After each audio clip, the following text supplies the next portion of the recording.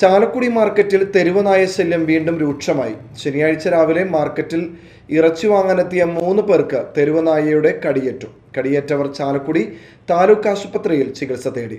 നായ്ക്കളെ പിടികൂടാൻ നഗരസഭ പദ്ധതികൾ തയ്യാറാക്കിയെങ്കിലും ഇതുവരെയും ഫലപ്രദമായ നടപടികൾ സ്വീകരിച്ചിട്ടില്ല. ശനിയാഴ്ച രാവിലെ ചാലക്കുടി മാർക്കറ്റിൽ ഇറച്ചി വാങ്ങാനെത്തിയ 3 പേർക്ക് തെരുവ് നായയുടെ കടിയേറ്റു.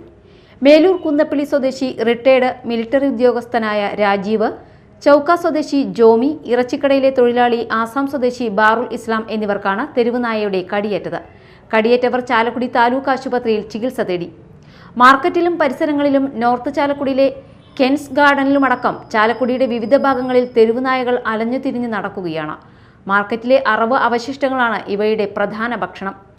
രാവിലെ പള്ളിയിൽ പോകുന്നവർ, പ്രഭാത നടത്തത്തിനായി പോകുന്നവർ, ഇരുചക്ര വാഹന യാത്രികരടക്കം തെരുവ് നായകളുടെ ഭീഷണിയിലാണ്. ഏതാനും നാളുകൾക്ക് മുൻപ് 12 പേരെ തെരുവ് നായ കടിച്ച് പരിക്കേൽപ്പിച്ചിരുന്നു. നായകളെ പിടികൂടാൻ നഗരസഭ പദ്ധതികൾ തയ്യാറാക്കിയെങ്കിലും ഇതുവരെയും ഫലപ്രദമായ നടപടി സ്വീകരിച്ചിട്ടില്ല. നഗരസഭ ഉത്തരവാദിത്വത്തിൽ നിന്നും ഒഴിഞ്ഞുമാറുകയാണെന്നാണ് നാട്ടുകാരുടെ ആരോപണം. അവിടെ എത്തിയപ്പോൾ ഒരു പട്ടി അവിടെ ഉണ്ടായി. ഞാൻ സൈഡിൽ കൂടെ കയറിപ്പോയി. അപ്പോൾ അത് പെട്ടെന്ന് അങ്ങോട്ട് കയറി എൻ്റെ തുടമ കടിക്കായിരുന്നു, ഇടത് സൈഡിലെ തുടമ.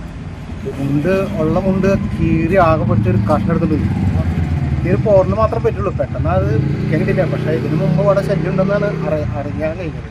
ഞങ്ങളിപ്പോൾ ആശുപത്രിയിൽ വന്നത് ഇപ്പോൾ ഇഞ്ചക്ഷൻ എടുത്തിരിക്കുകയാണ്. ഇപ്പോൾ ഒരു മണിക്കൂർ വെയിറ്റ് ചെയ്യാൻ അന്ന് ഞങ്ങളൊരു 8:15 ഇപ്പോൾ കടിച്ചിട്ട് 3 പേര് കടിച്ചു. ആ പറ്റി പോണ വഴിക്ക് 2 പേരെ വേറെ കടിച്ചിട്ട് പോയി. Media time, Chalakudy.